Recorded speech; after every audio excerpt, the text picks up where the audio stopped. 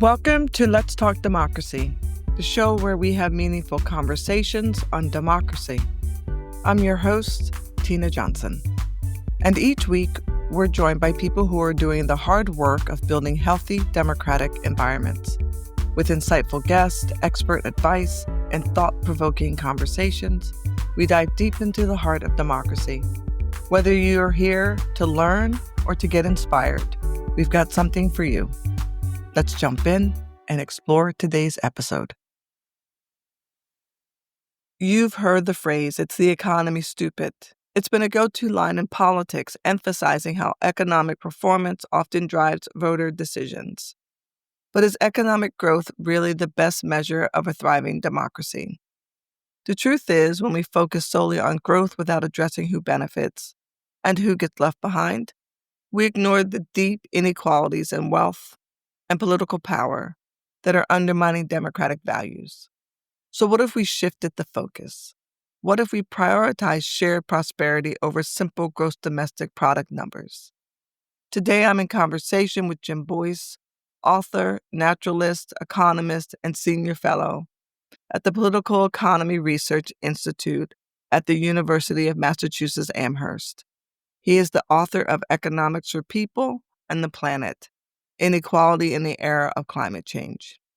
In today's episode, Reimagining Democracy, Beyond GDP and Economic Growth, we unpack how our current economic metrics fall short and why grassroots movements, equity, and justice are essential ingredients for a healthy democracy. Let's get into it.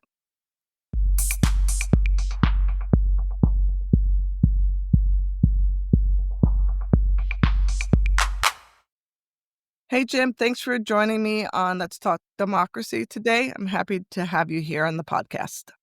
Thanks, Tina. It's great to be with you. I wanted to ask you, what and why is this phrase, "It's the economy, stupid," used to explain what we as ordinary people should accept or understand why we vote the way we vote? I think the phrase dates from Bill Clinton's time. And I think the way Clinton himself thought about this, and not only him as an individual, but a lot of the political leadership, is that in all of the various issues that influence how people decide to vote, or whether they decide to vote at all in the elections, the most important thing is how they feel about the state of the economy. That was the basic idea. If the economy is in good shape, they assume that the president or whoever's in power is doing a good job. And if it's in bad shape, they assume that that person's doing a bad job, even though at the end of the day, there are many things that affect how an economy is functioning, apart from whoever happens to be the political leader. But I think that was primarily what Clinton had in mind. He also may have had in mind, or came to have more in mind as his time in office went on, the enormous power that the financial sector in particular, famously it was the bond traders on Wall Street, had over his room for maneuver in trying to do things that he wanted to do.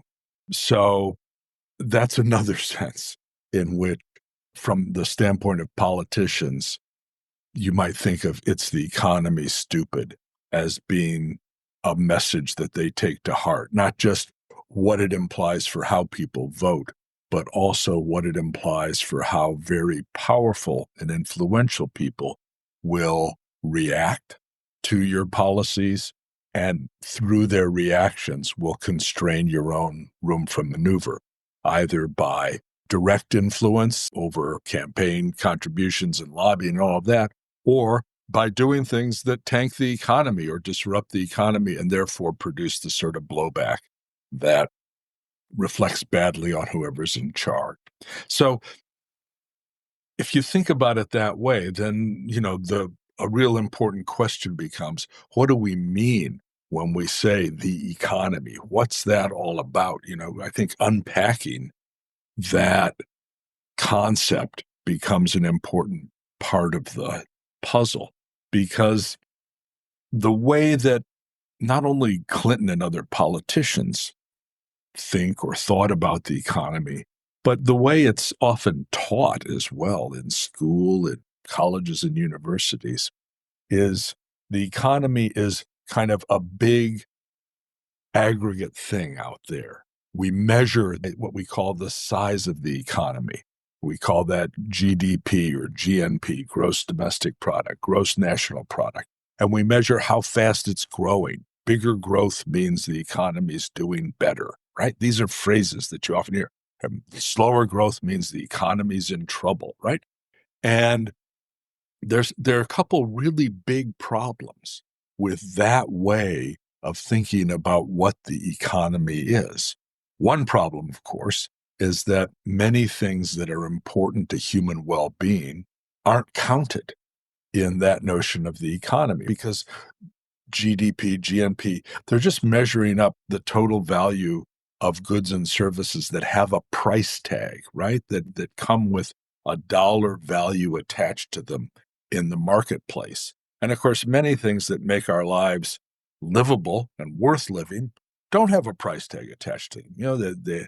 Our friendships, our families, our communities, the environment, whether the air we breathe is clean or dirty, all of these things are part of our well-being, but they don't come with a convenient dollar sign attached. And so, A, you're missing all that stuff. And B, you're actually valuing, because it does have a price tag attached, some things that are actually bad for human well-being. Like the more you spend cleaning up toxic pollution, the bigger your economy is, right? Because you're spending something. Well, you would have been a lot better off not to have that toxic pollution in the first place. An oil spill adds to the economy. It's good for growth in a sense, but it's disastrous for human well-being, particularly of the people who rely on the fisheries and so on that are impacted by that spill, and of course bad for nature in general. So it's a really flawed measure of the economy. I think we need to think about how people are doing, whether people and communities are flourishing or not, as really being what we're concerned about, not the size of GNP. The other way in which that notion of the economy is terribly flawed is that it just packs everybody together in this one big bundle rather than looking specifically at who's getting what.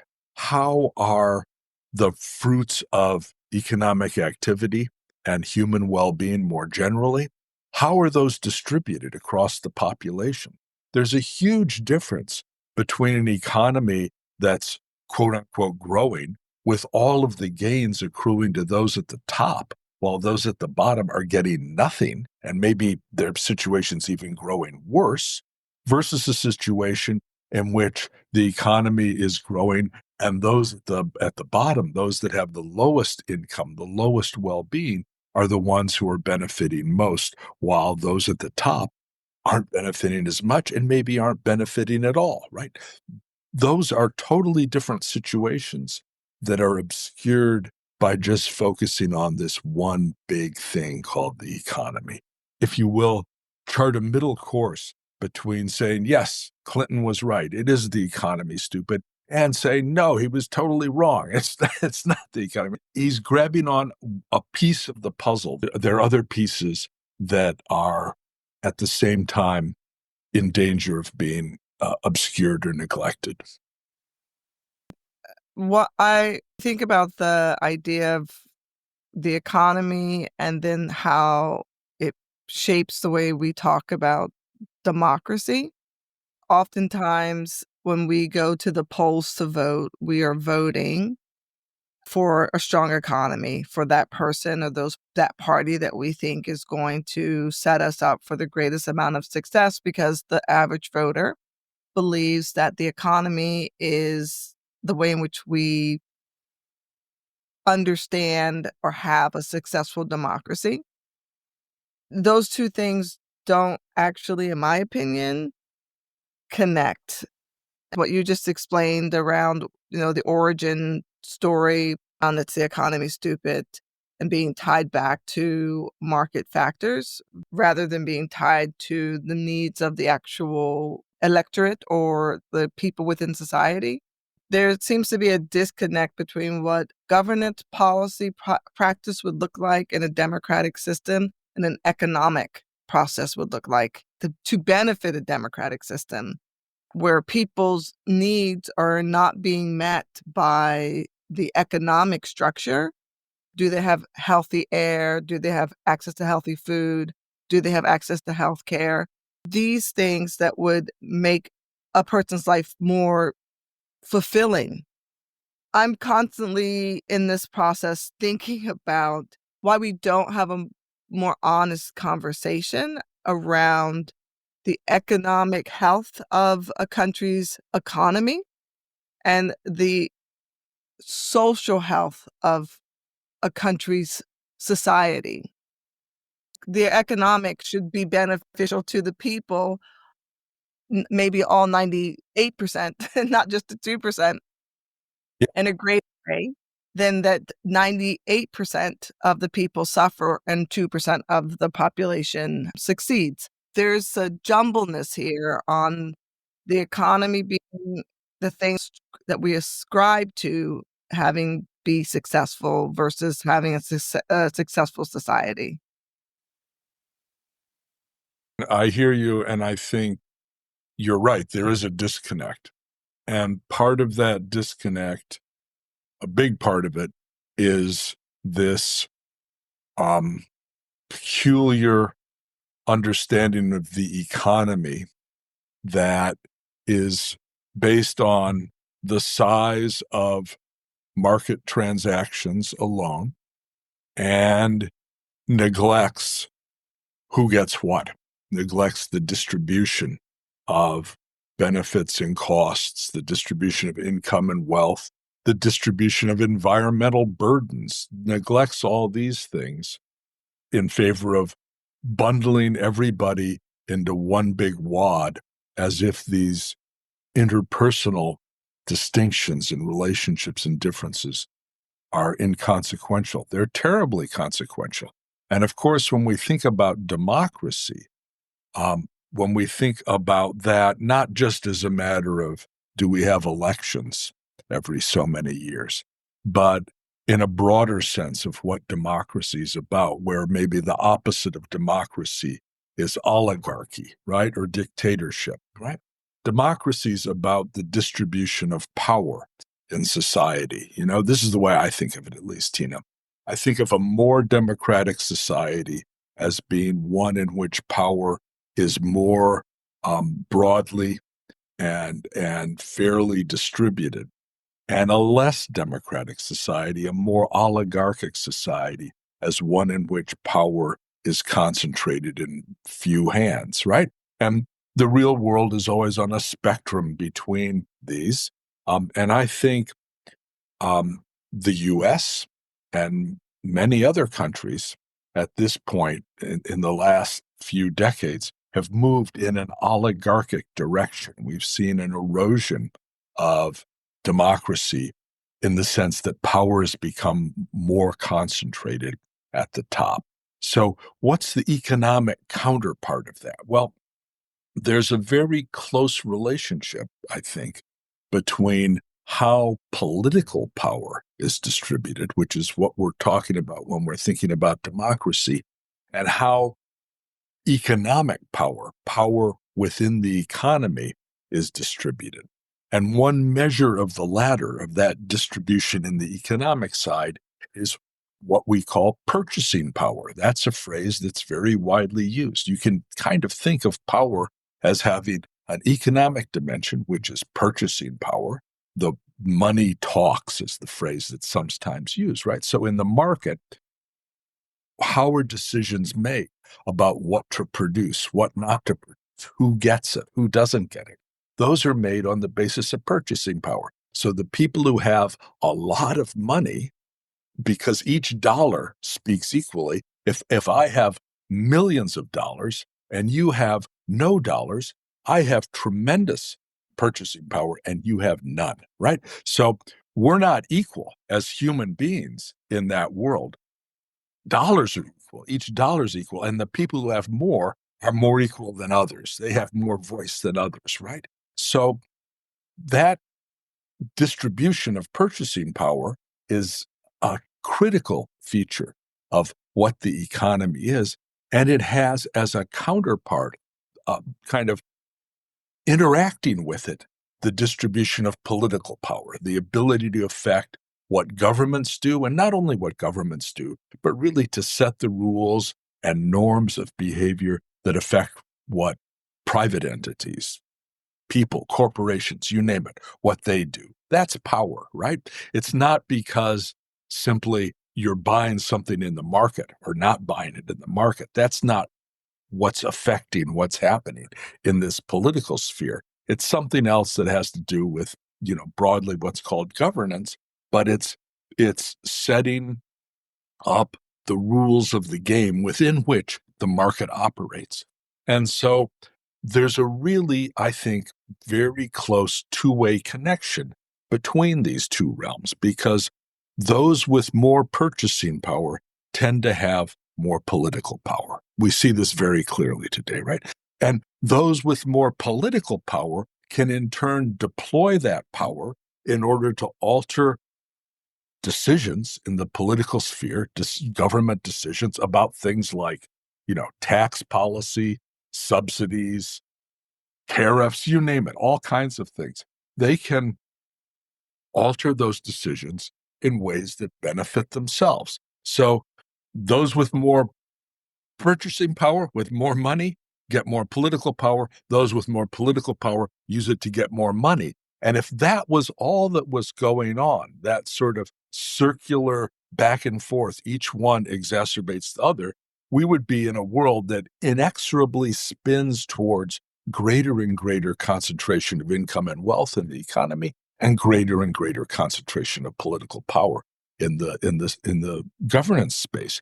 And in a way, at times, it feels like that's what's going on. But fortunately, in the course of human affairs and history, that's not the only thing that goes on, right? Because there is this counter movement that comes from people organizing at the local level, organizing in their communities at that micro level, and also organizing together at the broader, level of states, governments, at the macro level to change what happens, right? And that's where democracy has really come from over the years. It's not because the people on top suddenly decide, oh, wouldn't it be a nice idea if everybody had the vote? No, that's not, who got the vote was to fight for it, right? The way Yeah. people always got what we call liberation from one sort or another of oppression, economic and political, has always been to organize and fight for it, because human numbers matter too. There are a lot of ordinary people, right? And they have or can claim voice even when they lack economic and political power in the established order in order to change that order, right? So that's how we got really the great advances of democracy over the years, including not only the creation of democratic governments to replace the old monarchies and feudal setups and so on, but also that's how we got the abolition, most of the world, abolition of slavery. That's how we got women's suffrage. That's how we got the civil rights movement here in the United States. That's how we got environmental protection laws. All of these were done through people organizing to democratize the distribution of power and wealth. And so there's a connection, right? There's a famous statement that I'll have to paraphrase. I don't have it memorized, by Louis Brandeis, who was a prominent Supreme Court justice in the United States in the first half of the 20th century, that we have to make a choice. We can have great wealth concentrated in a few hands, or we can have democracy, but we can't have both. There's a fundamental contradiction or tension between democracy on the one hand and an oligarchic distribution of wealth on the other, concentration in a few hands.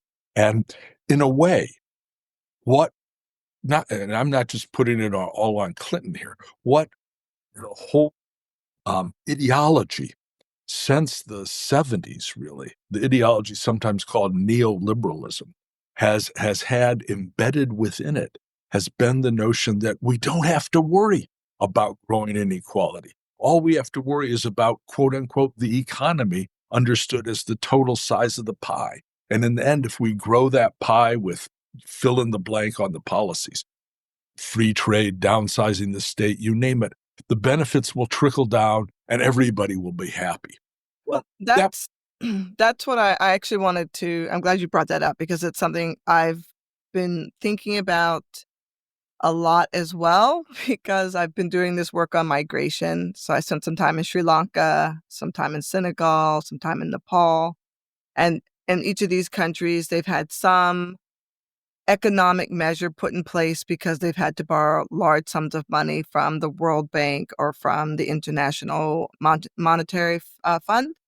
And those funds have shaped their economic policies, which have also affected their democracy governance structure, and with a neoliberal bent to it, saying, in order for your societies to function well, first you need to open your markets, shrink your government, get rid of your free healthcare, get rid of your free education, because these are costing you too much. They need to be privatized so that you can bring in enough money and the markets can right the ship yeah, and you can repay back the loans that you have.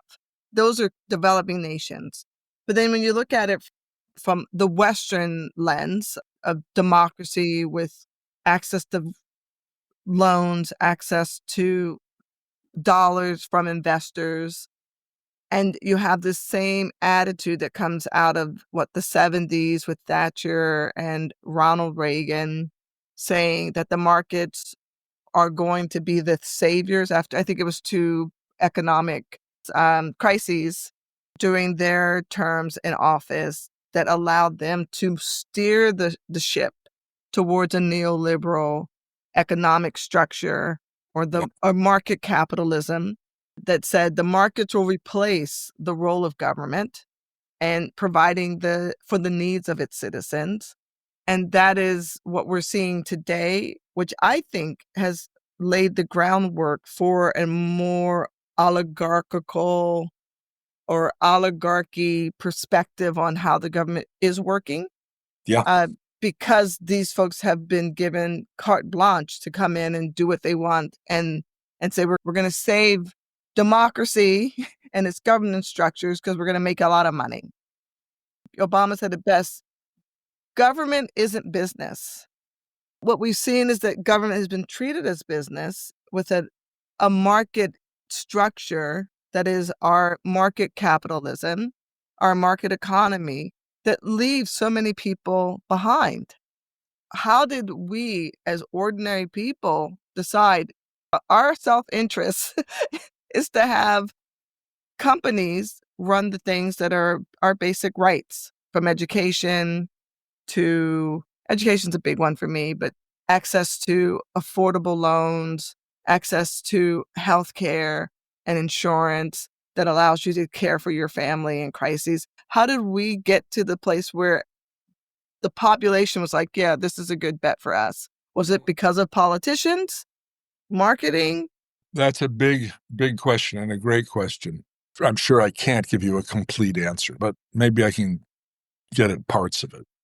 Let's think first for a moment about the developing countries, the situation you described in Africa, Asia, Latin America, where really starting off in a big way in 1982-83, when the so-called third world debt crisis hit under Reagan and Thatcher. Countries were heavily in debt.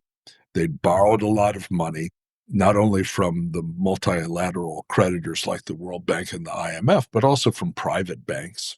And they'd been encouraged to do that. And ultimately, as happens, there came a time when the bills came due and they could no longer borrow enough money to service their past debts. And that's when a crisis began. And that provided the entry point for the World Bank and the IMF as the creditors of last resort to come in and say, okay, we'll help bail you out would be an overstatement, but we'll give you a little bit of a lifeline of credit here. But in return, you got to do X, Y, and Z. And X, Y, and Z were that package of policies, sometimes generically called neoliberalism, that elevated the market above the state, that reduced the power of governments, for better or for worse. I'm not saying that was always entirely a bad thing. And that almost invariably also greatly exacerbated inequality within these countries, because the downsizing of the state, of course, meant you're hammering healthcare systems, education systems, etc. And the process known as structural adjustment, that's what it was called, which really means when you think about where does the root of that notion, adjustment of the structure, come from? It comes from the underlying notion of an economic structure where a key element of that is the balance between the production of tradable goods and services and the rest of the economy. Healthcare, education, etc. Those are non-tradables, right? Stuff that you can import or export, those are tradables. And so in the period when countries were borrowing a lot of money, what did that mean? They had the resources available for living, as people would say, above their means. And when they had to repay the debt, they had to get foreign exchange to pay back their debt. They had to expand their exports, right? That in order to earn the foreign exchange to repay their debts, they had to shrink their trade deficits, expand their exports, curtail their imports, and change the structure of their economies so that more and more resources were going into that tradable goods sector, producing exports or import substitutes, things to substitute for their imports, and shrinking the non-tradable goods sector. That's what structural adjustment was really about. It was to close trade deficits and instead run trade surpluses in order to be able to repay the debts you'd accrued before. While you were accruing those debts, you were doing the opposite thing. You could import without exporting. You could run trade deficits because you had this money coming in. What's going on now in the rich industrialized countries? In particular, what's going on now in the United States? I've just been thinking about this recently, so I'm kind of thinking out loud here with you, Tina. But it seems to me there are certain parallels as well as at least one important difference, right? And the parallels are this, that the United States has been running massive trade deficits ever since the time of Reagan and Thatcher. We've been borrowing money from abroad, or not just borrowing it in terms of going into debt. Money's been flowing in from abroad to invest in our economy. There's been purchases of real estate, purchases of businesses, investment coming in, money coming into the country, right? That has enabled us to run huge trade deficits year after year after year. And in so doing, hollowed out the American manufacturing sector. I mean, I grew up in Michigan, in car towns, Flint, Detroit. That automobile economy was kind of a poster child for what changed, what was hammered in the era of globalization. This free trade ideology, which in the United States was underpinned by massive inflows of capital, of money coming from the rest of the world to finance our trade deficit. Well, now what's starting to happen is we're starting to see our own version of what you might call structural adjustment going on. There is this key difference. This is the difference between the U.S. and say, the Philippines, where I used to work, or other developing countries. The U.S. can print a hard currency, the dollar. They couldn't. They had to earn the dollars, the hard currencies, to repay their debts, which were denominated in hard currency. They had to earn those by exporting and cutting back their imports, substituting for those when they could with domestic production. That's what they had to do. The U.S. could keep this wheel spinning much, much longer than could Latin American countries or Asian or African countries because we printed our own hard currency. We are a hard currency country. So we could get away with it longer. And what ultimately has brought this sort of house of cards tumbling down around us today is not so much that the game ran out in terms of the ability of the economy to keep doing this, though someday it sooner or later would, but rather that politically, the fallout from this, the reaction on the part of people who used to have, in particular, not only, but people who used to have jobs in sectors of the economy that were hammered by this transition, in sectors producing goods and services, in manufacturing industries in particular. Those people were basically left out. They were more or less thrown under the bus and reassured that, oh, don't worry, in the end, we'll all be better off, right? Now, how did those people get bought into believing this, right? Well, that's where some of the manipulations of politicians come into play. Sometimes they would drum up support by emphasizing other issues not related to the economy, so-called social issues, um, identity politics and reactions to identity politics, reproductive rights. I mean, there are a host of them. Religion, um, uh, anti-immigrant biases and sentiment. All of this was played upon us, and that those are the reasons for your problems, not our economic policies. So that was part of it. Part of it may have also been that unions had been severely disabled as part of this process, as the manufacturing sector shrunk.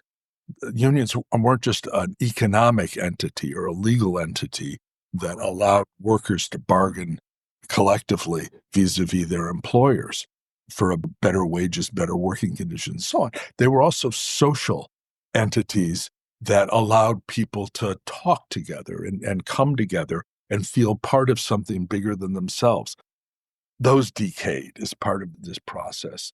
So there was, there was a lot going on. And then the final piece that was you try to buy or facilitate public acquiescence was, of course, on the economic side, the benefit that was always touted by the political leaders was, well, look at all the cheap stuff you can buy now. Lots and lots of things that would have cost more if they'd been produced at home. Now you can get cheaper because they're coming from, countries with lower wages, lower costs of production, less environmental protection, less labor rights, all of that too going into it. And as these pieces of the productive economy were dissolving away in the US, still people were able to get the goods and get them cheap because, in effect, they were being subsidized by that influx of money coming from the rest of the world to keep our economy afloat. I don't want to blame the victims here, but all of that cheap stuff helped people bear the pain that they would have otherwise experienced from the contraction of the economies in which they worked. There could be a disjuncture between what they produced and what they consumed. And that was happening at the level of the nation. That's the trade deficit. It was happening at the level of individual people's lives and communities as well. So that was part of it too, I think, Tina. Yeah, I think the distraction politics, I'll call it, of having folks focus on the things that, one, are not the cause of why they don't have a job or why there's no longer manufacturing in the United States, is exasperated by also this reality that the way in which governance policies or practices within the United States framework of democracy is failing.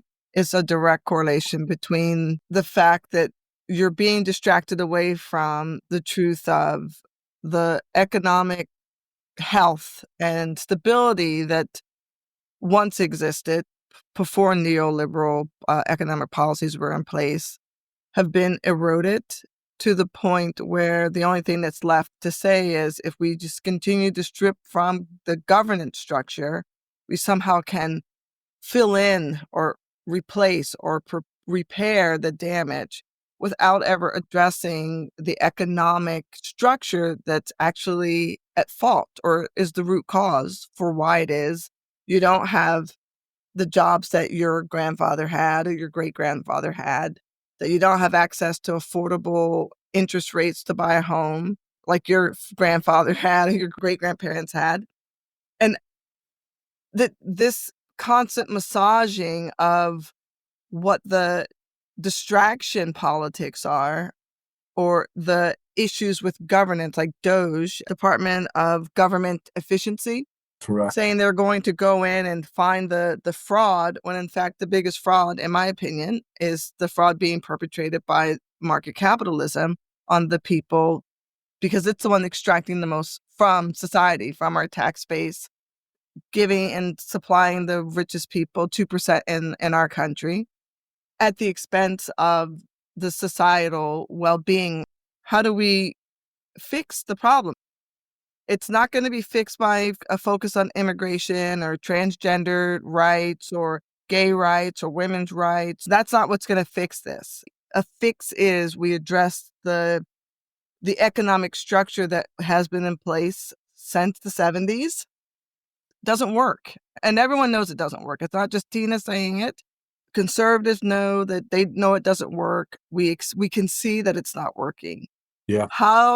What is it going to take for us to say, okay, we need to do something different? Yeah. Because this system is not doing anything other than pitting people against one another while avoiding with the distraction politics without addressing the root cause. Yeah. Well, I think you're pointing at really the core problem, or at least one of the core problems. Let's think for a moment about what the neoliberal agenda is or was. There was a domestic side within countries, and there was an international side. The international side was so-called free trade, as opposed to fair trade. Free trade, where again, you neglect everything that doesn't have a price tag on it. The destruction of the environment, labor rights, you name it, all of that was left out. And you had the most efficient allocation possible of productive activity, where you buy cheap stuff in places where the monetary production costs were low, not the human costs, not the environmental costs, the monetary costs. So that was the global side, international side of neoliberalism. But the domestic side was to downsize the state, deregulation, cutbacks of various sorts. And both of those were pursued zealously, with some not totally inconsequential, but ultimately not radical differences between the two big political parties in the United States in this respect. Both the Democrats and the Republicans bought into neoliberalism, both nationally and internationally. Now it's changed, right? That I think the neoliberal era is beyond being in crisis. I think it's in its depths, and something new is going to emerge. And the question is what?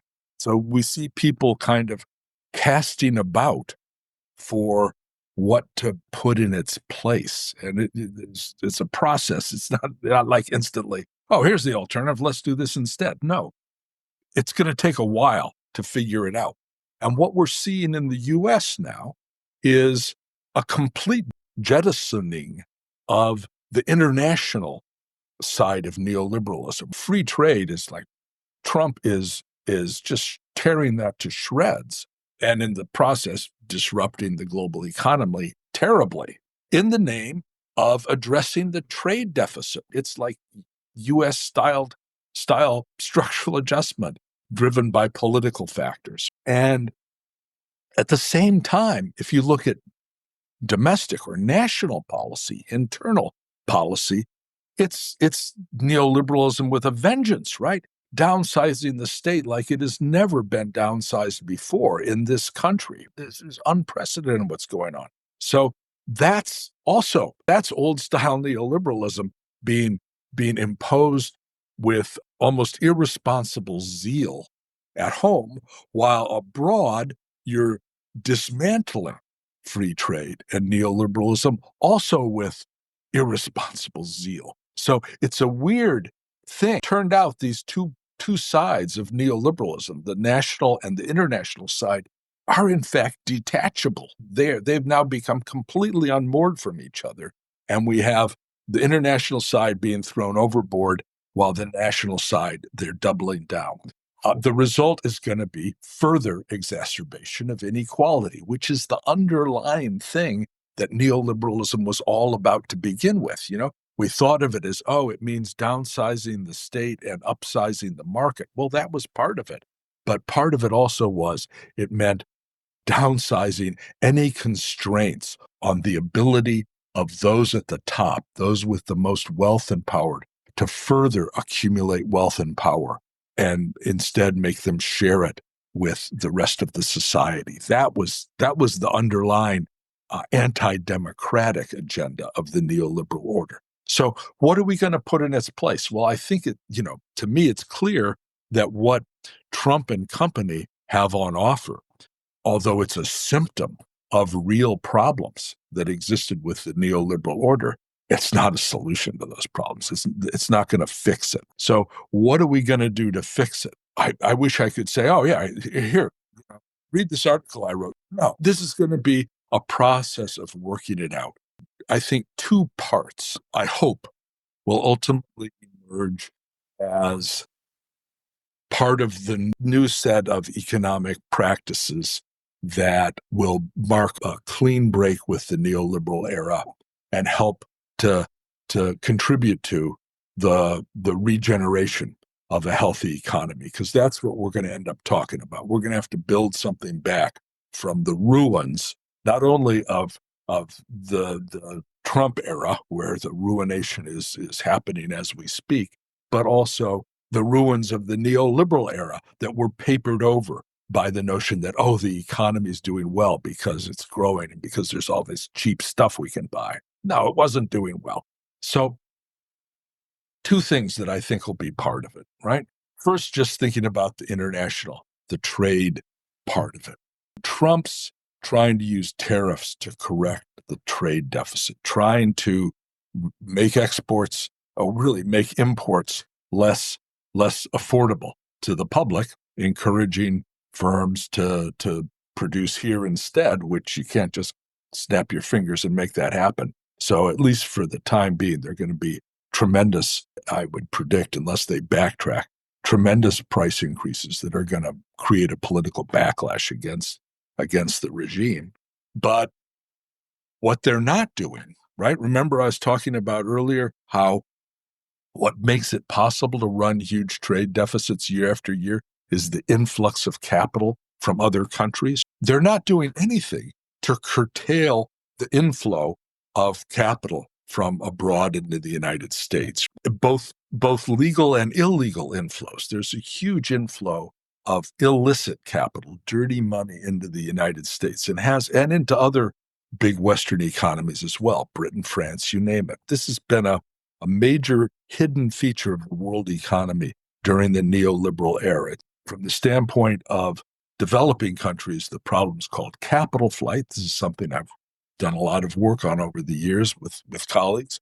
From the standpoint of the Western countries, this is a hidden inflow of money into the economy, which, among other things, has contributed significantly to the escalation of real estate prices in the world's biggest metro cities, to the point that it's driven people who live and work in those cities out of the housing market because they can't afford to buy the stuff because it's being bought up by this dirty money flowing in from abroad. The Trump team, so far as I know, is not even talking about, let alone doing anything about, controlling the inflows of money from abroad, licit again and illicit inflows. It's just not part of what they're doing. So if you think, well, will the tariff policy work?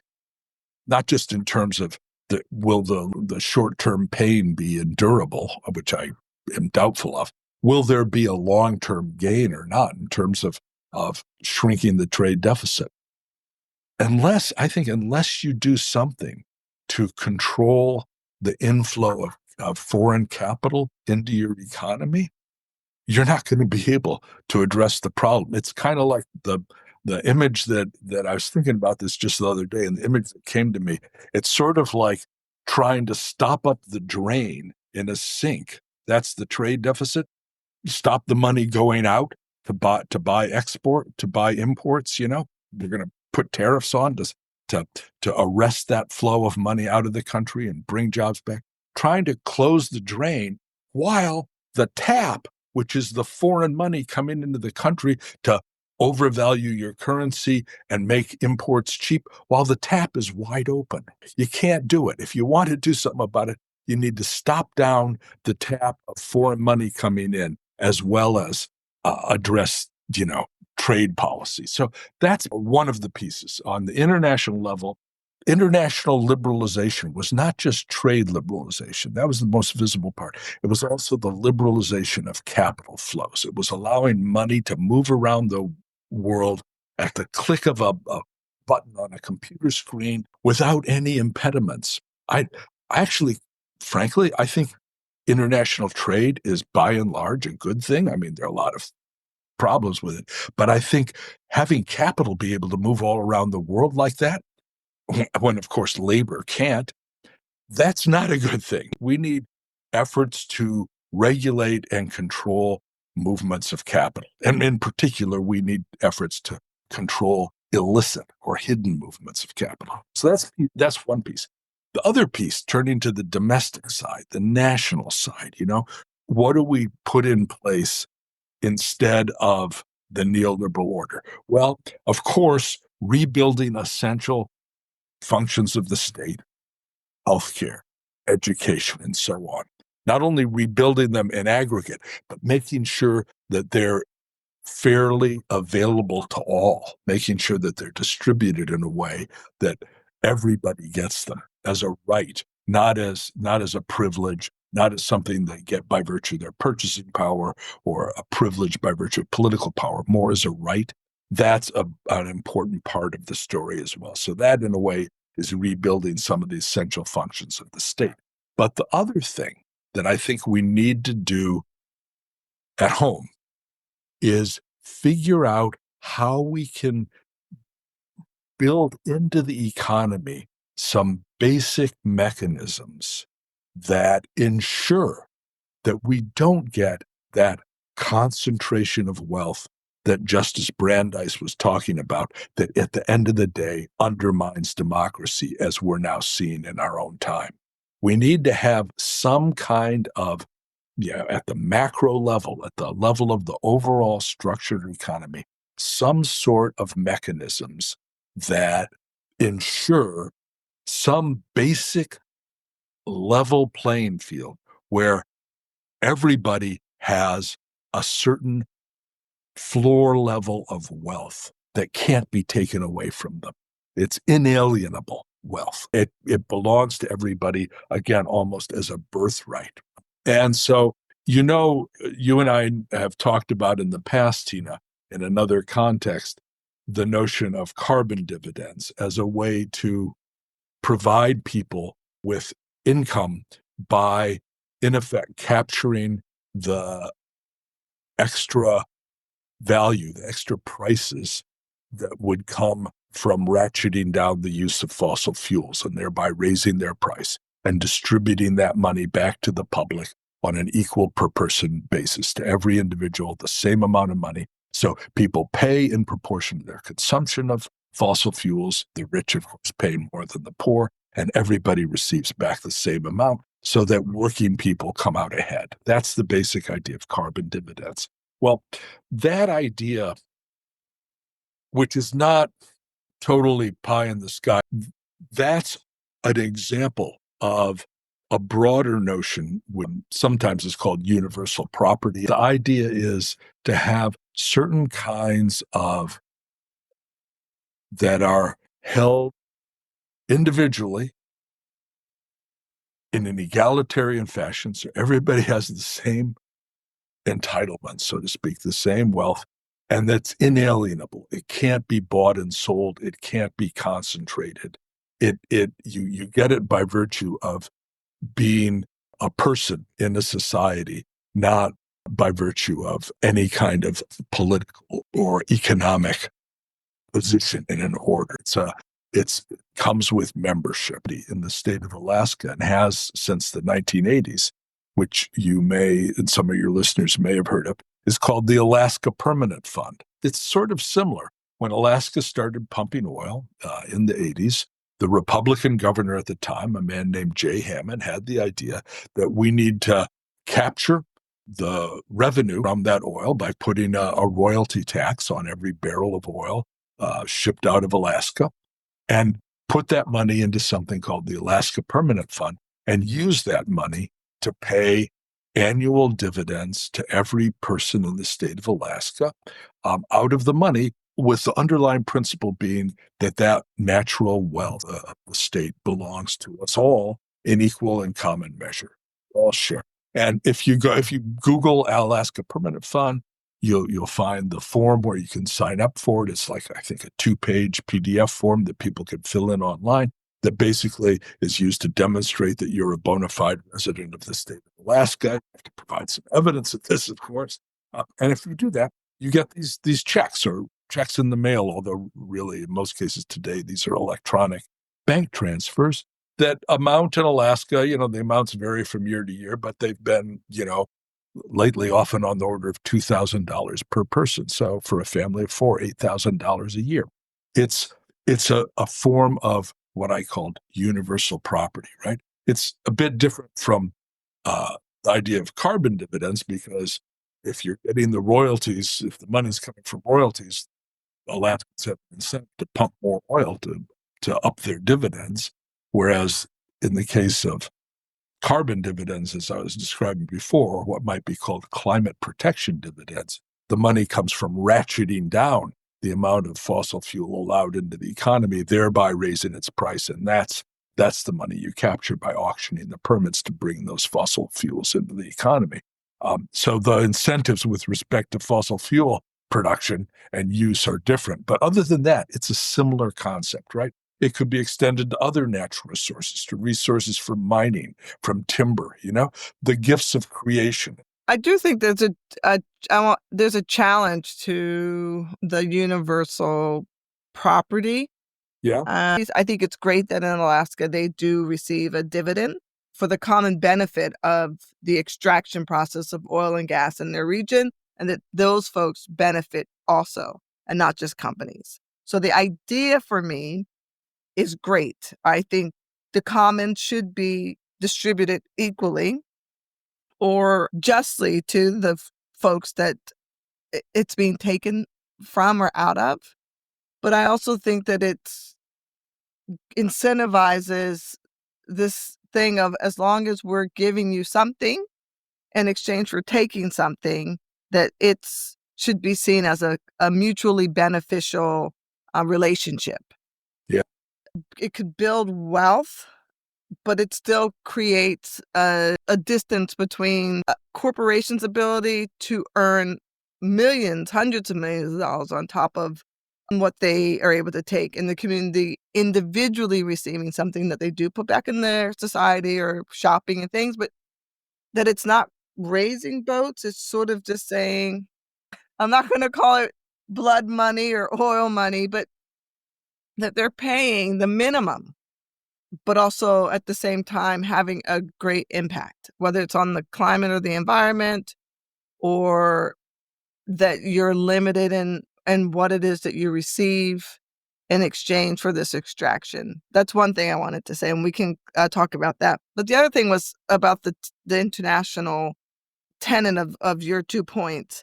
And the tariffs, I find it interesting that there's a tariff war going on that's been initiated by Donald Trump without turning off the faucet, and that the people that are going to suffer are the people that have the least amount to give to this fight. And it's just average people who work every day and want to be able to buy things that they want or need.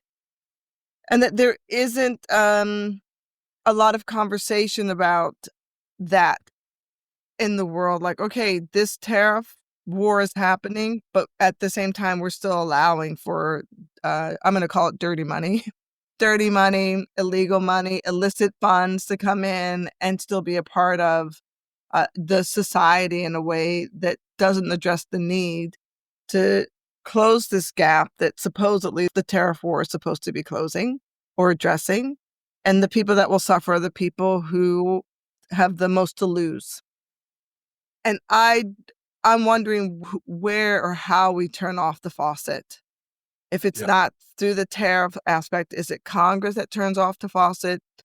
I think this is the other thing. It's like all of these things that you just described are things that make sense in an economic framework. But how do you get these things to be aligned and be accessible to people to use as a push or pull factor? I believe that the current neoliberal policies are on death's door. Mhm. And because we haven't decided what will replace it, people aren't really sure what they should do, even if we know who is in charge of turning off the faucet or who can help us design a domestic policy that allows for the universal property or the commons to be allocated or distributed in a more fair and equitable way. What are the opportunities? So there's a lot that I just threw at you, but these Yeah. are just things that came up for me as you were talking. Well, it's almost, I know, I mean, within the constraint of how much time you have for this podcast, I don't know if we're going to be able to tie a bow around all this, but let me just try to briefly respond to these things, Tina. So first, your last question is really how we get from here to there, which of course is the biggest question of all. What that political process is, what it looks like, to what extent in the United States we can hope that the Democratic Party will play the leading role in bringing this about. All of those are big and open questions. But thinking about what the there is that we want to be aiming for is also part of the problem. And at this point, it's not that people have it very clearly in mind. There are a lot of things that aren't clear in people's minds. So on, first on that international side of the picture, you're right that tariffs they're like a big sales tax. They're going to hit the poorest people the hardest because those people, A, have the least sort of staying power to withstand price increases, something that for a rich person is a minor inconvenience, is a game changer for a very low income person in terms of prices that they face. The price of eggs, the price of cars, you name it, but also because they spend more of a bigger percentage of their income is spent on consumption than what the rich spend, and it's often very import intensive what they consume. So they're going to get hit hard. The tariffs are going to generate revenue. What you're doing is there's an analogy here with carbon. They're going to be limiting the flow of imports into the economy. If you limit supply, it raises the price. It's one of the basic things, truisms of economics, and that one happens to be true. If demand stays the same and you contract supply, ultimately prices go up. That's true of fossil fuels. As OPEC showed time and again, it's true of tariffs, right? And so there's money generated by higher oil prices if you contract the supply of fossil fuels, or higher import prices, or the prices of import substitutes if you contract imports through tariffs. And the real question then is, where does that money go? Who gets the money? So let's stick with tariffs for a moment. That money is going to come to the U.S. government, the tariffs that Trump's imposing. Some of their figures, I don't know if they're realistic or not, is that they'll be getting $1 trillion a year of tariff revenue as opposed to a few tens of billions before this. And what are they going to do with that money? Well, what they're going to do is make huge tax cuts that will predominantly benefit the rich. They will be of zero benefit to people who pay no income tax, which is the poorest people in the society. For working Americans, there'll be minimal benefit. But for the multimillionaires and billionaires, and now I suppose we can even start talking about trillionaires, they're going to have huge benefits from these tax cuts. So they're basically through the tariffs, they're taxing people's consumption, hitting the poor harder than the middle class, hitting the middle class harder than the rich.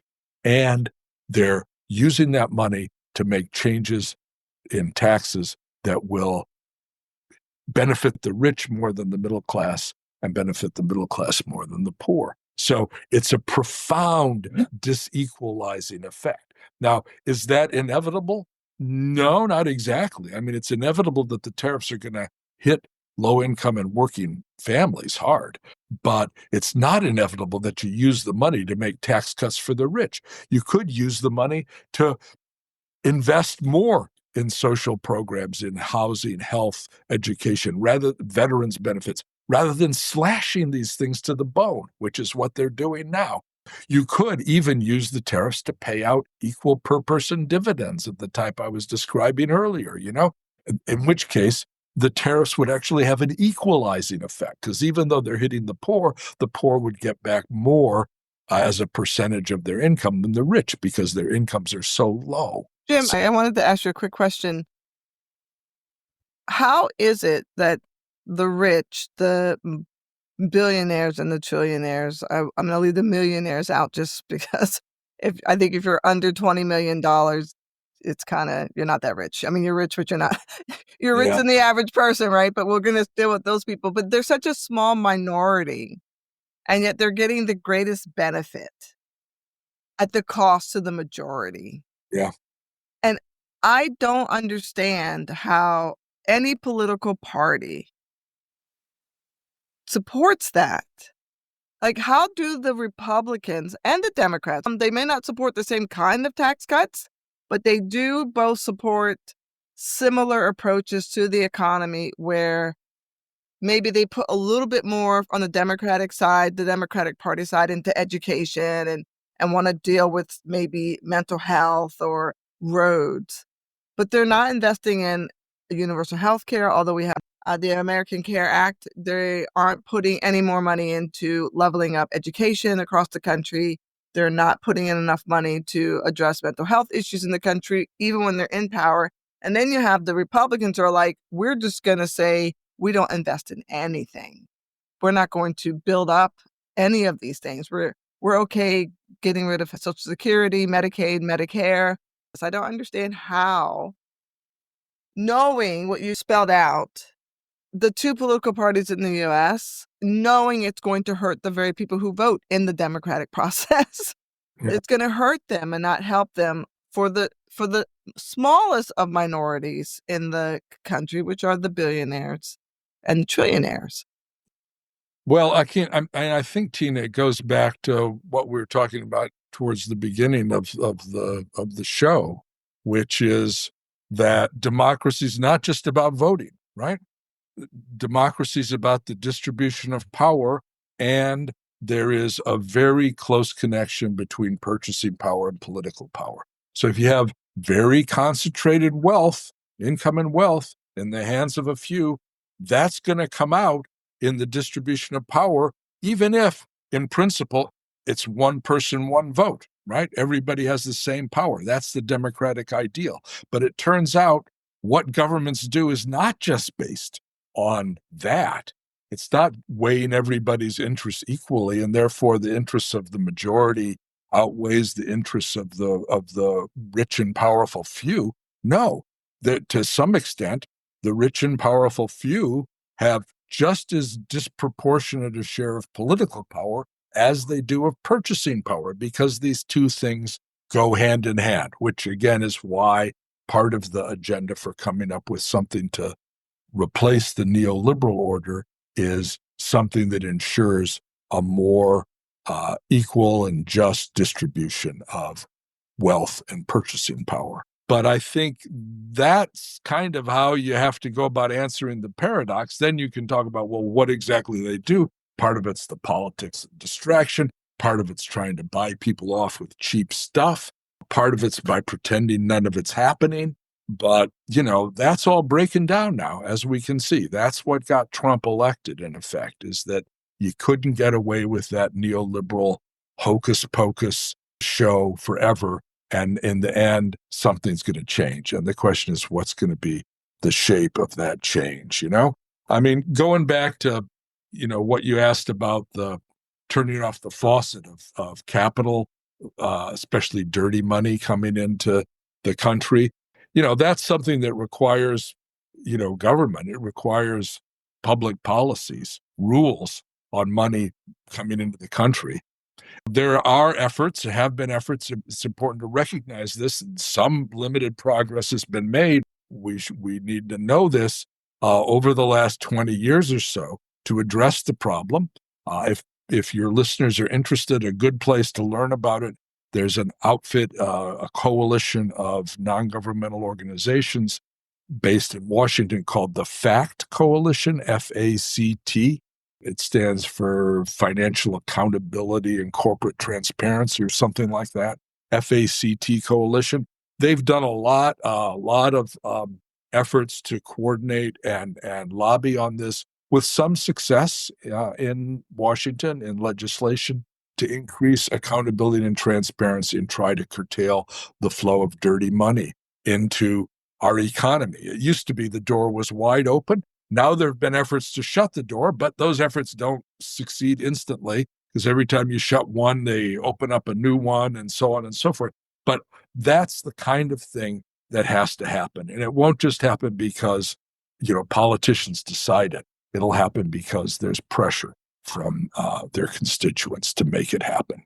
And there are very good reasons why ordinary Americans should be deeply concerned about this influx of foreign money into their real estate markets and capital markets in the country. Would you consider the possibility of a radical transformation on how we structure the economy? And if you could do it, what would it look like that would address these issues that we've said are these issues? Our current system's not fixing it. What would be the radical solution? Yeah, well, great question. And I'd say the kinds of things we've been talking about are part of that what you might call a radical solution, right?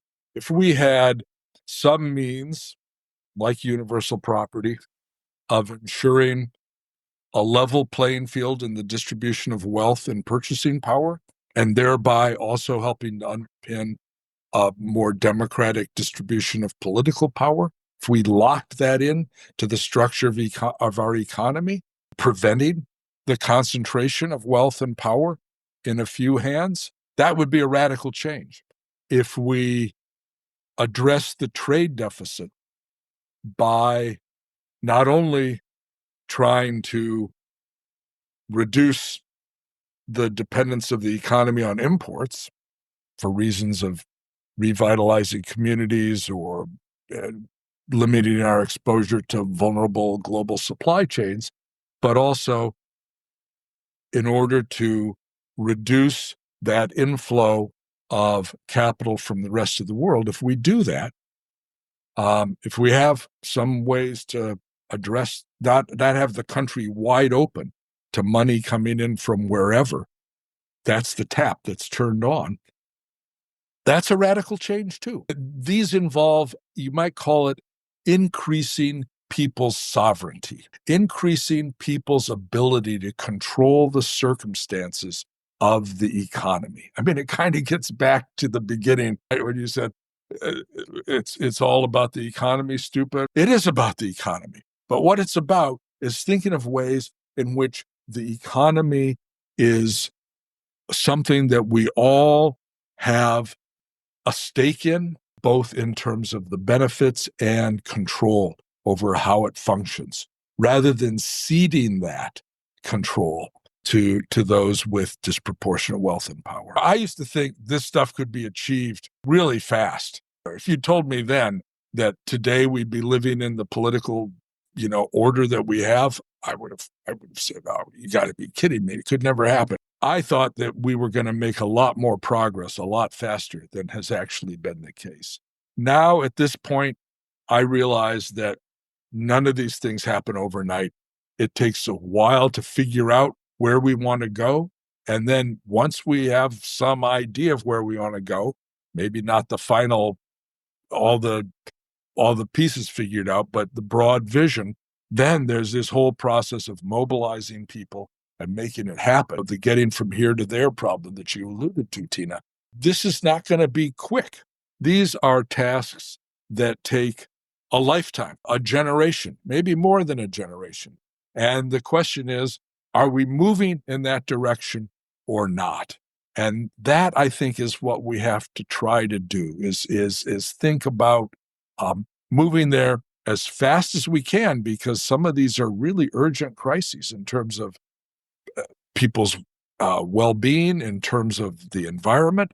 These are not, sort of luxuries to worry about on the side. These are central. These are central to our futures. We need to move and move as fast as we can towards a better way of organizing our economy. And it's going to be a process that's not going to be about following leaders. It's going to be about people figuring out this is what we need to do and joining together to make it happen, just like happened with all of those great movements of liberation that we talked about earlier, that mark the progress from the old oligarchic orders of the past towards the democratic orders of the future. I was just curious if you were aware of any places in the world right now where economists who actually have the ear of politicians to push forward these types of changes are actually talking about this. I'd say, the economics profession has not distinguished itself in this respect. Friedman and the Chicago School, it's called because it was based at the University of Chicago, did play an outsized role when the neoliberal order began. There was a set of ideas and policies on the shelf that the elite, the corporate elite, could grab onto to develop their agenda with the ascendancy to power of Reagan and Thatcher, right? And economists played a big role in that. And I would like to be able to say that, today, there's some place that has played an equivalent role already, and we have a ready-made package of ideas and policies that a government, a new party, a new dispensation could draw upon to construct what follows neoliberalism. I don't think that task has been accomplished. Not that no one's worked on it. I would say, of the various non-neoliberal, non-mainstream, kind of free-thinking economics programs in the world, the one where I've been fortunate enough to spend much of my career, the University of Massachusetts, is one of them, where people have thought about these things. I wouldn't say that a blueprint has been created by any means, but certainly alternative ideas that are building blocks to constructing a blueprint are very much, have been talked about here and written about and put forward for years, and it's still happening. And we're not alone in that. There are other places in the world as well. I mean, in India, there is or was JNU, Jawaharlal Nehru University in Delhi. That unfortunately has been severely attacked by the Modi regime. These are identified by defenders of the status quo as threats to have these alternative ideas put out there into the public. Even though they don't have big bucks behind them, what they do have behind them is the ability to ultimately offer a real alternative to people who are looking for one. And so I think, there are pieces out there that people can draw upon. The work that economists have done on universal health care is an example, right? A lot of this has been figured out. Not all of it, but a lot of it has. And so there are building blocks that one can use in moving forward, but there's still a lot of work to be done. How would you recommend or suggest that those building blocks that are out there be brought together in a way that can be presented as a plan to take that step forward to creating a new economic structure? Yeah. Wow. Great question. Great question. Um, I think it's kind of like a cart and a horse problem or a chicken and egg problem, right? You need to have both, right?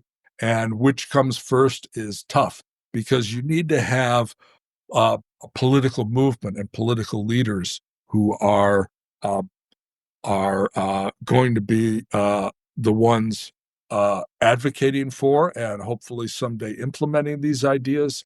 And you need to have the ideas for them to carry forward. And they have to kind of grow together.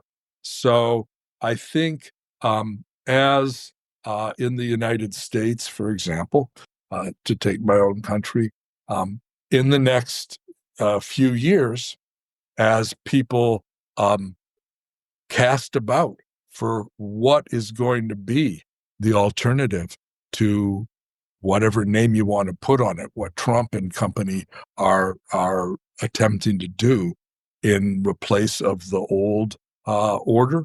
Um, those people need to talk to each other, and economists should be a part of that conversation. I don't think economists should lead it. I think you know economists can provide. They can help. They have a role to play, um, but they're not the ones who are going to uh, lead what happens. They're going to Y- be supporting actors, right? So I think, the groups that are organizing, um, both inside and outside of the Democratic Party, maybe someday inside, the the surviving little roots of the Republican Party that haven't been totally exterminated by this Trump mania. Um, they need to talk to each other and need to build uh, political alternative that is capable of winning the game, winning the electoral battle, right? And by the way, I think that actually includes some fractions of the elite. Not everybody's celebrating all the way to the bank with what Trump's doing. A lot of people who are in the elite are deeply worried about what's going on, right? Um, if you think about climate change as an example, right? Um, sure, for the fossil fuel firms, it's great that we're not doing anything serious to address the problem of climate change. For other segments of the economy, like the insurance industry, which is basically what they're going to pull out of Florida and Southern California as insurance markets because nothing's being done about climate change. I mean, they've got an incentive to get on board with efforts to do something about the problem. And I think we need to, you know, politically, this falls into what sometimes is called or used to be called in the old days, the politics of building a united front. We need to build a broad, united front amongst people from different walks of life with different interests, a lot of differences, but all of whom understand that we need at this point to come up with an alternative that responds in a realistic and sustainable way to the very real economic and environmental challenges that we face. And yeah, it's it's gonna be a process, and there are a lot of people who realize this now, I think, and are starting to work on it. And I think it's going to happen more and more. I think even though it's been a demoralizing few months for those of us who care about the future of people and the planet, I think it's also potentially an exciting time because something new is going to happen, and we have an opportunity to help shape what that is. Thank you for saying that because as much as this is chaotic and uncomfortable, I also agree that the opportunity is there to create something different that reflects more of what people say they want and deserve. to see not only in the economy, but in the way that they're governed and that they can create that together. So I really appreciate you saying that. Jim, thank you so much for taking the time. I really appreciated this. As we were saying before the show began, talking with people about it, talking with each other, learning from each other is really important, not only for figuring out what we want to do, but just making ourselves feel like we're not alone. So this has been nice for me too. Thanks. Today's episode challenged a deeply ingrained belief that economic growth, as measured by GDP, is a clear sign of democratic success. We unpacked how GDP often overlooks critical issues like wealth inequality, political influence, and overall human well-being. Instead of accepting GDP as the ultimate benchmark, our conversation today explored how grassroots movements and community-driven change can help build an economic system rooted in equity, justice, and true democratic values. If this episode resonated with you, don't stop here. Share this conversation with friends and colleagues. Help shift the dialogue around what real progress looks like. Get involved with local grassroots initiatives that are pushing for economic justice in your community and democratic reform. And if you haven't yet, subscribe to the podcast so you don't miss upcoming episodes that dig even deeper into the intersection of democracy. And as usual, if you have any questions, comments, or feedback for me, please send me an email to tina@patternchangelab.com. Join me next week when I'm in conversation with Jackie Patterson, where we explore the intersection of democracy and human rights. Talk to you then.